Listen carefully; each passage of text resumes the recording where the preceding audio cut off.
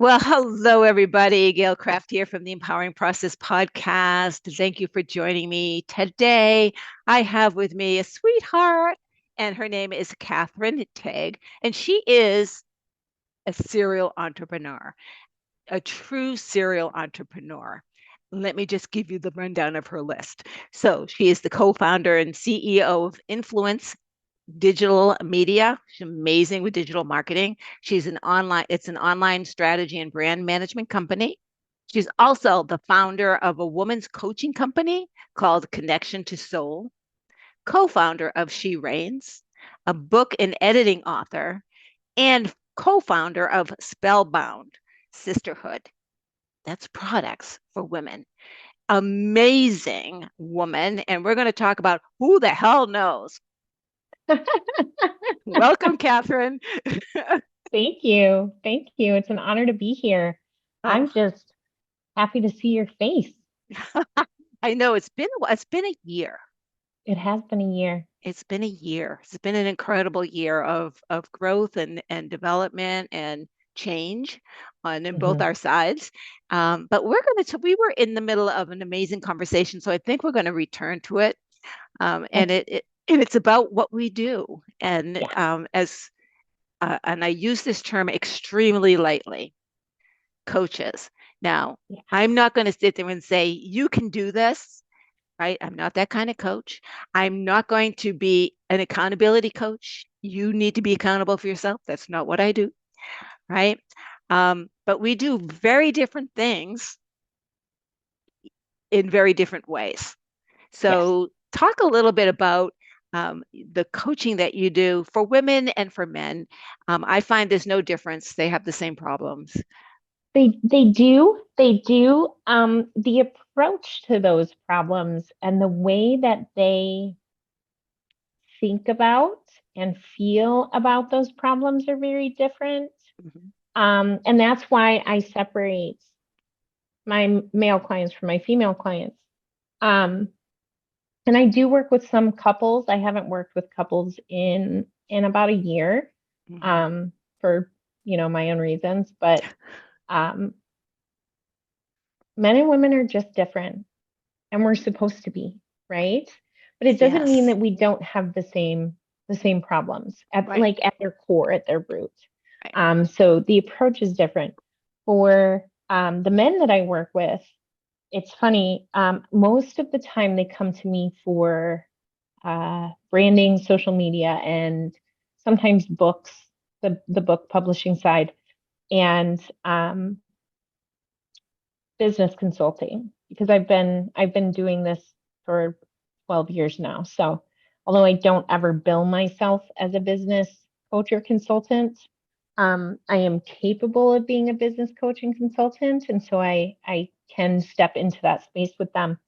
But for the men that I work with, it tends to be a lot more about a mindset thing, mindset shift, because they're all very logical. Like things need to make very logical sense to them.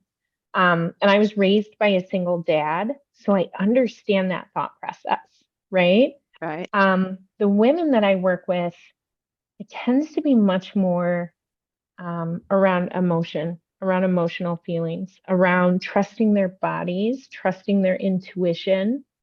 Um, but what I've learned over the years of doing this, because I've been doing this type of coaching for almost 7 years now, um, is that once we sort of break through the surface, right? With the guys, it's like, okay, we're going to do some mindset work, and with the women, it's like we're going to do some somatics and body work, right?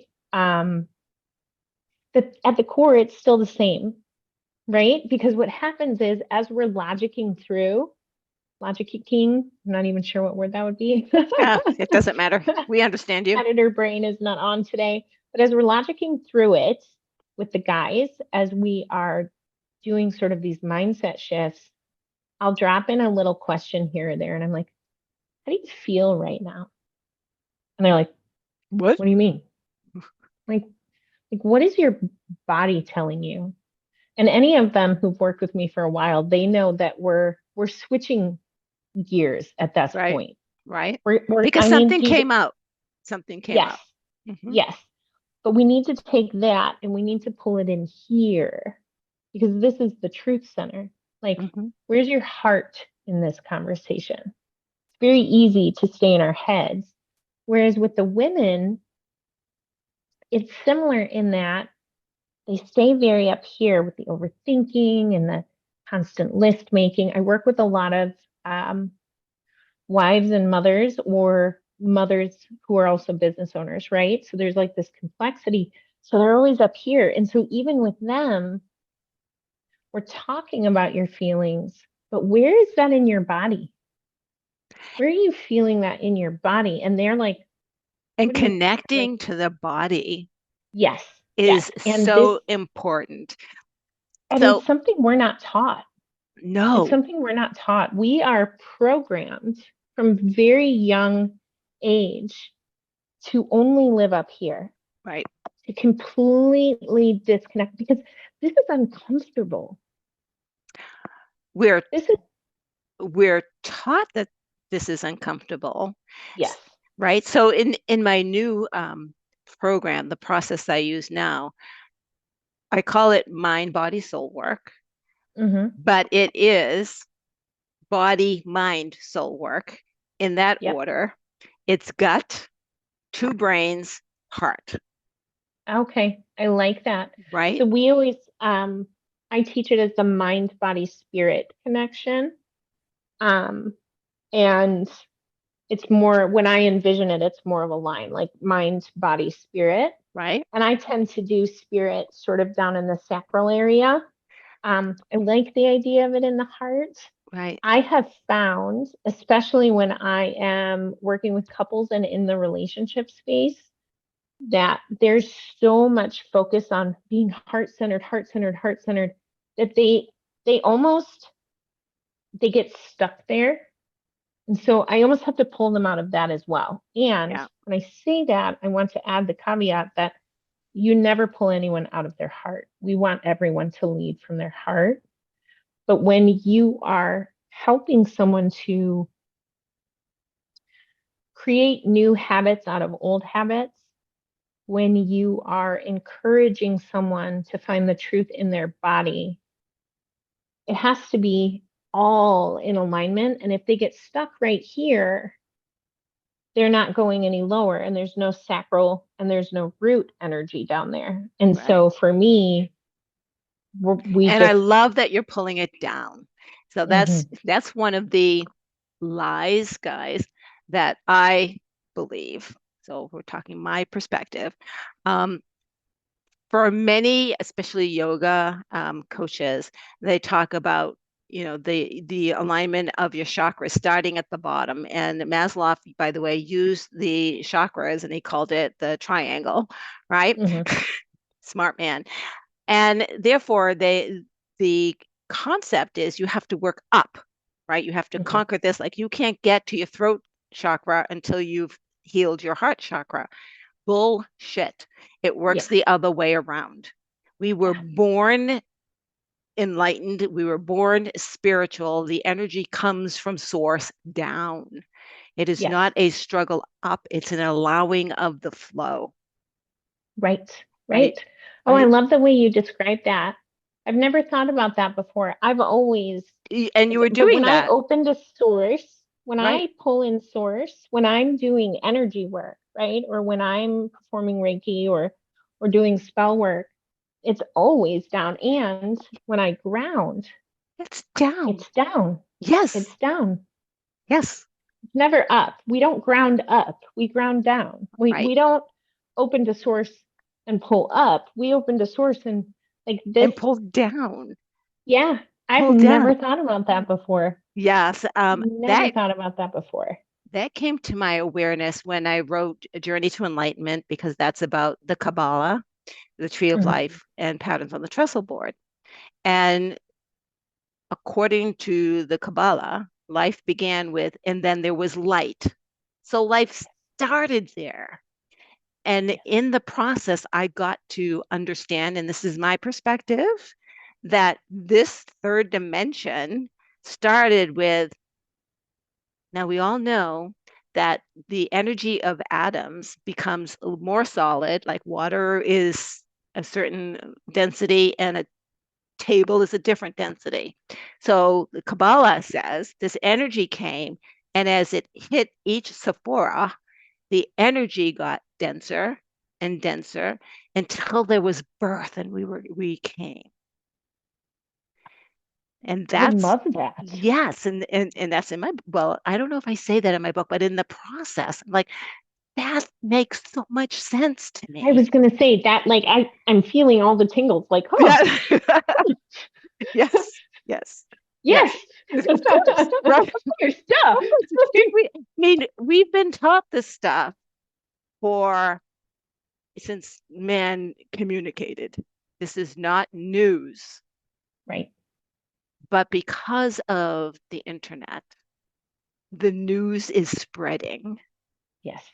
and more people are talking Yes. about the news, Yes. and we talk about it differently so someone else can hear it. Someone's going to hear me one way and hear you another way. It's the same story, but we want to say it so people hear it, so we say it in a bunch of different ways. Absolutely. Yes. I tell my clients, my author clients, that all the time, because at some point in the book writing process, every single person, and it's been well over 100 books that I've edited and published, they come to me and they say, I'm not saying anything that so and so isn't saying. I'm like, you're right, you're not. All right. But they have their audience and you have yours. And their people will hear them and your people will hear you. Right. And the only thing that matters are the people who can hear you. And the things that make what you're teaching and what you're telling special and unique are the stories of you. How did you learn these things? How did you come to this realization? There's nothing that you and I teach that is original or groundbreaking, right? Right. Right. But what we do, like you said, is we speak in such a way and we teach in such a way, and we've developed these understandings through our own experiences. Right. And those are the things that attract our ideal clients, our tribes, our communities to us. You know, that's it's always so funny to me. I speak at a lot of women's events. I work at I hate even the word work, but a lot of women's retreats and things like that. And it's always so beautiful and a little haha funny to me when women come up to me afterwards and they're like, I've heard this 100 times. I see it on the internet, I hear it on podcasts, but it has never landed for me the way it did when I heard you say that. And I'm like, what part landed? Well, when you were talking about that one time when you XYZ, that's And the power of that's it. storytelling. That and is and they it. learned a lesson from it. And what I love is that there are also women who come up to me and they're like, I think you did a great job, so and so said such wonderful things about you, and it just didn't click for me. And I love that too, because what that tells me is that I'm doing a good job of telling my story to my people. Right. And that is where, so I'm going to go a little off track here. So, where marketing programs Mhm. fail Yes. because I'm not putting me out if I'm following your process, your procedure, Yeah. right? Your approach. And it feels disingenuous to me. Yes. And so that energy comes across. And I might be attracting clients, but I probably hate every single one that shows up. Yeah. And well, and that's something too. When I started Influence Digital in 2015, one of our taglines was no cookie cutter strategy. And there are really basic things that are consistent across the board. Those are back end things, right? But when it comes to actually building and designing and then deploying any sort of brand building strategy, any sort of marketing strategy, any sort of influential strategy, if you have every single person doing the exact same thing, like we are all one big homogenous group, you're just going to get lost in the noise. You're just going to get lost in the noise. And I was telling you before we hit record, because I've been doing building brands and social media since 2011 when I was Mhm. the senior executive editor at a large online men's magazine. Um, People always say, like, you don't do the same strategy for yourself that you do for your clients. Well, first off, I'm not my clients. Most of my clients are uh, entrepreneurs and business owners who need a very, very structured marketing plan, Right. right? And number two, like, heck no, I'm not doing what I'm doing for them. It feels icky to me. It And feels icky to me. I love this because so I'm considered audio digitals, which means, I learn those two Mhm. ways. So I need to put things in a row. But here's the funny thing. I need to put things in the row so I understand them, and then I never look at it again. Right, I never right, look at it again, right? Because now right. I understand what I need to do, and I'm going to Yep. do it in the way I feel like doing it today. Today. Yes. Today, Yes. right? Yes. Tomorrow is going to be different, right? And so I allow myself, and I also allow myself to do a review. I'm not really structured, but I Mhm. try to do it at least every 3 months. And Okay. I go, do I want to still do that? No. Yeah. Well, then stop. Yeah. It's Stop. funny you say that. I had a client a couple of years ago, and she was doing all the things. She was doing the podcast. She was posting every day on social media. She was following the plan, right? She was working on a book. And she had become a very good friend. And she called me just in absolute misery one Saturday morning. And I was like, what's going on? And she was like, I hate my podcast.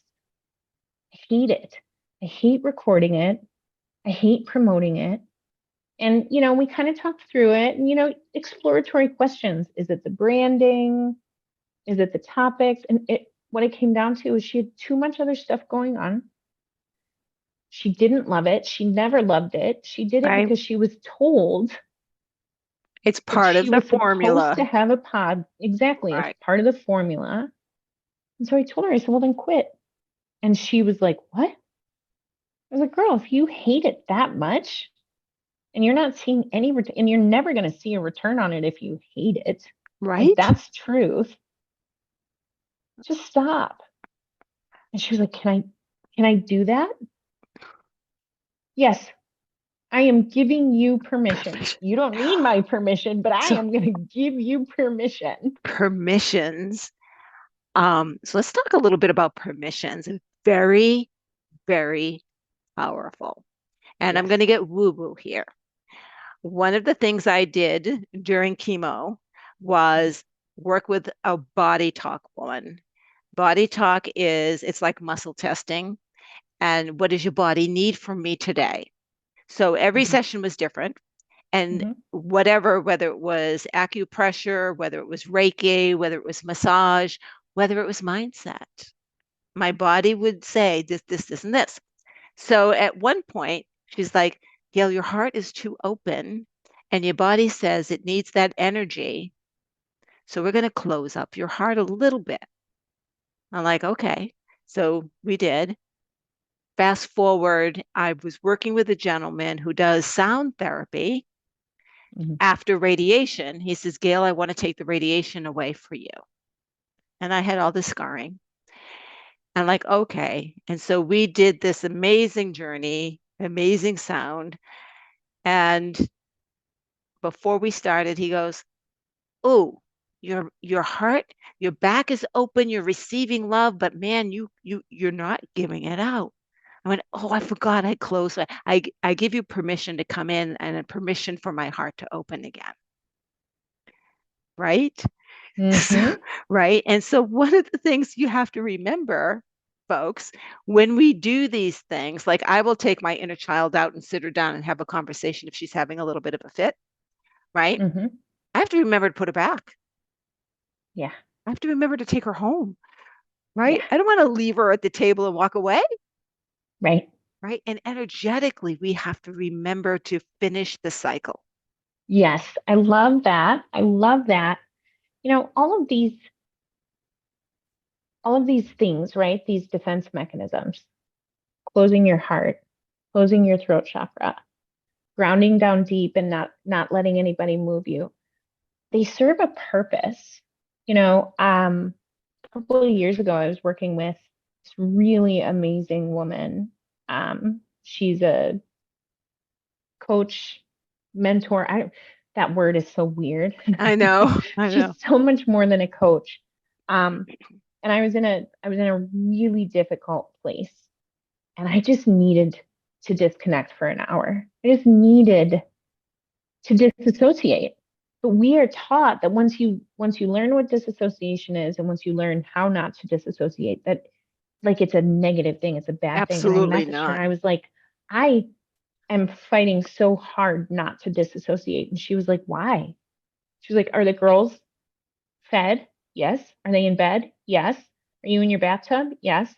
So disassociate. If that's what you need to do, don't stay there. Right? Don't stay there. But if like emotionally and energetically, I was beyond max capacity. Yeah. I was at my breaking point. And she was like, Kathryn, that ability to disassociate is a defense mechanism, and it got you through some really horrible things in your childhood. It got you through your teenage years. Like it's there for a reason. It Right? becomes an issue when you disassociate and you don't ever come back. That becomes the issue. But if you understand what you're doing and you recognize that you are making a choice to Right? disconnect, you are making a choice to disassociate, and you're not abusing it, and you're using it as a way to allow yourself to decompress so that you can then come back and deal with the things that you need to deal with that you want to disassociate from. There's nothing wrong with that. And I have actually since then used that same thought process with my clients. I worked with a woman, oh, when was it? Almost 2 years now, and she was going through a really messy divorce and something very similar. She messaged me one night and she was just in it. She was in it. And she said, I am trying so hard not to disassociate. And I asked her essentially the same questions. Are your kids fed and in bed? And she said, yeah. And I said, text me when you're back. Right? Like, Right? disassociate for a little while. We cannot be expected to be in the center of the storm 24 hours a day, 7 days a week. It's impossible. And I will let me share. I have, I won't say mastered, but I got pretty good. I've gotten pretty good at being the observer. Mm-hmm. And I've gotten very good at processing my triggers in a nanosecond. I mean, I go through the Yes, whole thing and like, right? So that someone that I'm engaged with, they might see an expression on my face come and go, and they're playing the story for yes, hours, playing the story. And I'm like in a whole, I'm done, I'm over it, right? yeah, That looks to them like disassociation. yes, And it isn't. It's like part of my process is this really important? No. Is this true? No, it's a story. Well, then forget the story and walk away. It's not right, important, right. right? And the other person will replay and replay and replay the story. So it becomes a novel where Yes, mine was one line, if that. yes, yes, yes. And Right? same. And it's not suppressing emotion. Like when you become self-aware enough to recognize when it's you and not them, Yeah. like I don't like to sit in my shit for longer than I have to.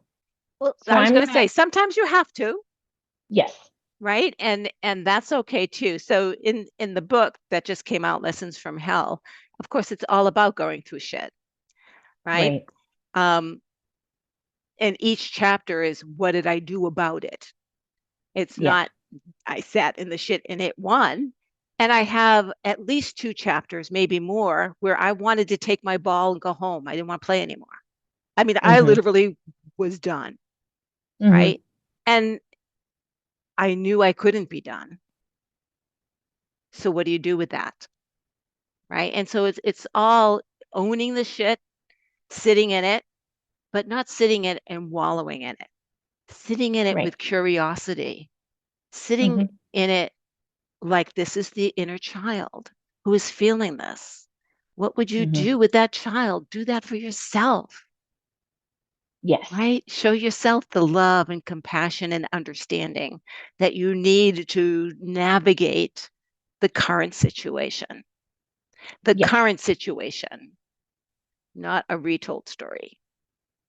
That's I love that you said that because I was thinking about it this morning, like, what are we going to talk about? Because whenever you and I talk, whether it's on a podcast or just on a call, there's no telling, right?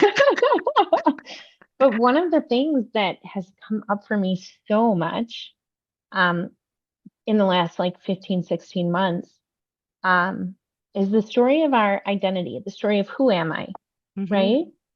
Um, and it matters so much to us. And my story of my identity for so long has been single mom, serial entrepreneur. So we're back, guys. It's really, really important for us to cover at least this last thing before we say goodbye, and that is the subject on identity. Yes, yes. Yes.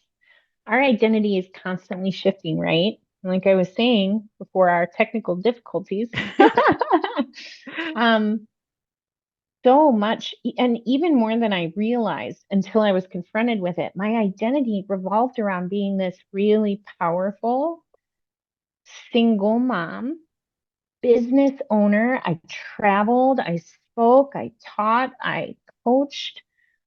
And then I got into this relationship. And Oops. all of a sudden, I say all of a sudden, it wasn't all of a sudden. What started happening was this super independent, and I'm not going to say ultra independent because I had healed so much of that, right? But this identity of who I was started to be confronted by who I was becoming. Yeah. And I had to start asking myself this question like, I know who I am when it's just me and the girls. I know who I am behind closed doors. I know who I am on stage. I know who I am. I've built my own table. I've earned my seat at all these other tables.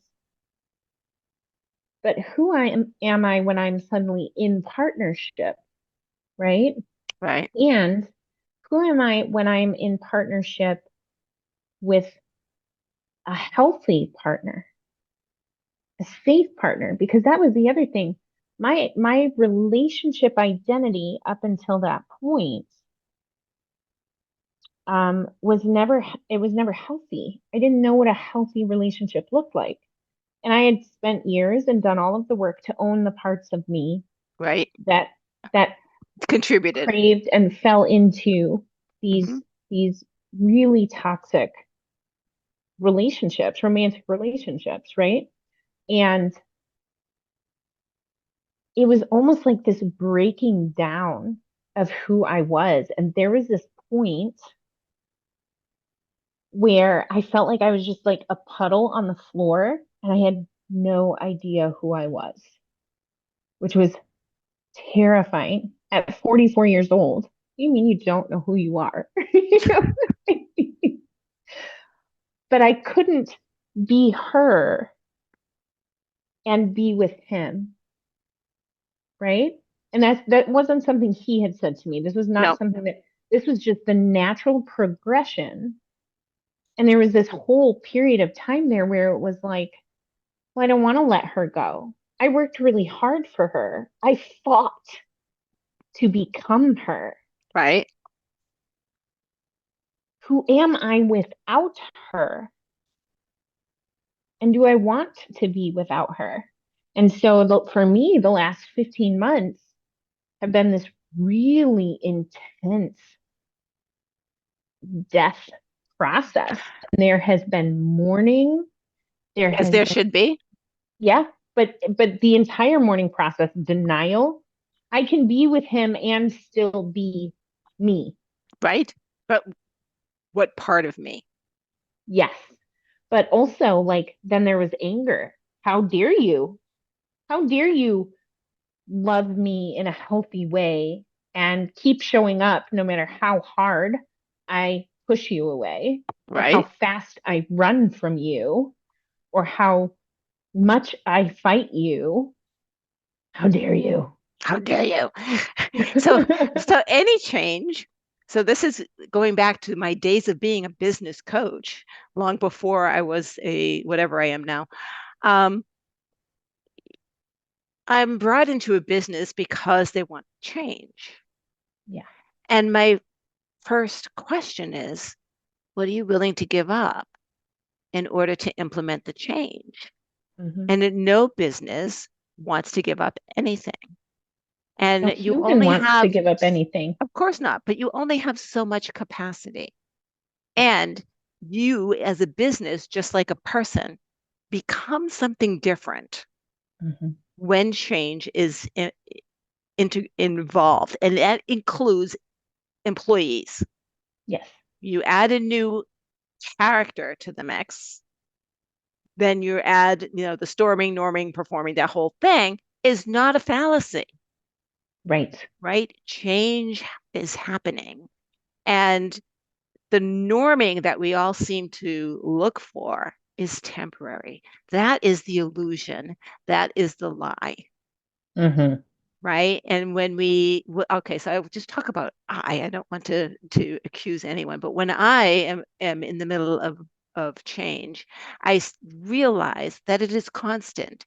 This thing that happens may look like it was sudden and you caught yourself, look like it happened like a moment ago, but there was all the months and months of things happening that I was shifting in order to become this thing, right? It's Yeah. like this new business. 3 weeks ago on a Saturday, everything came together. Well, no, no. For months, I've changed. I've written this book. I've gone through this experience. My business isn't the same. Who am I now? What do I bring now? What is different? What am I willing to share now? What value do I have now? Right? All of those questions, and they weren't answered. And then all of a sudden they were. Well, no, it's not all of a sudden, but it seems that. It seems, and to the outside world, it definitely looks that way because even for those of us who share authentically online, there are things you just don't share. There are pieces that are just yours, right? Right, right, And I'm a firm believer in sharing from the scar, not the wound, right? right, And right. and we use the word scar and wound, and that makes it sound like it's a negative experience. And nobody's But what broken, I and they're mean is don't yes, share while you're going through something, but the lessons don't come until later. I knew 6 months ago that I was literally having an identity crisis. And I spoke briefly in my women's group about it because I knew several other women were experiencing the same, and they support me as much as I, which is the nature of that kind of group, right? right, But speaking about it publicly is not something that I've been comfortable doing until today right. with you because I could not, I couldn't even put words to some of it. And Yes, and you work through your own fear, right? Like, are people still going to respect me if I'm no longer the powerful solo mom of four girls? Now I'm attached to a man. What What's the judgment there? So I had to work through all of those things Right. in here before I could start talking about it out here. But the That is reality true. is, like, we all go through it. Yeah. All the We all go time. through it. All the time. Hopefully, we should Right. be. Right. I mean, we live in a culture that would like us to graduate from high school and go to college and get a job and stay there for 40 years and then you retire and you just live in your little bubble. But Yeah, that's not real. that's not real. And that is changing. We do need to go. Kathryn, could talk to you forever. I want to thank everybody for listening to the Empowering Process podcast. We'll finish this later. I know we have to hook up. So, so if you enjoyed this, give us a thumbs up. If you know someone, and I bet you do, who could learn from this, please do share it out. And as always, do subscribe so you know when the next episode is available. Kathryn, thank you so much for joining me. Thank you for having me. Bye bye. Thank you for listening to the Empowering Process podcast. Be sure to visit Gail at gailcraft.com to learn more about how she serves thought leaders, entrepreneurs, and goal seekers. And remember, if you like this broadcast, be sure to share and subscribe so you don't miss an episode.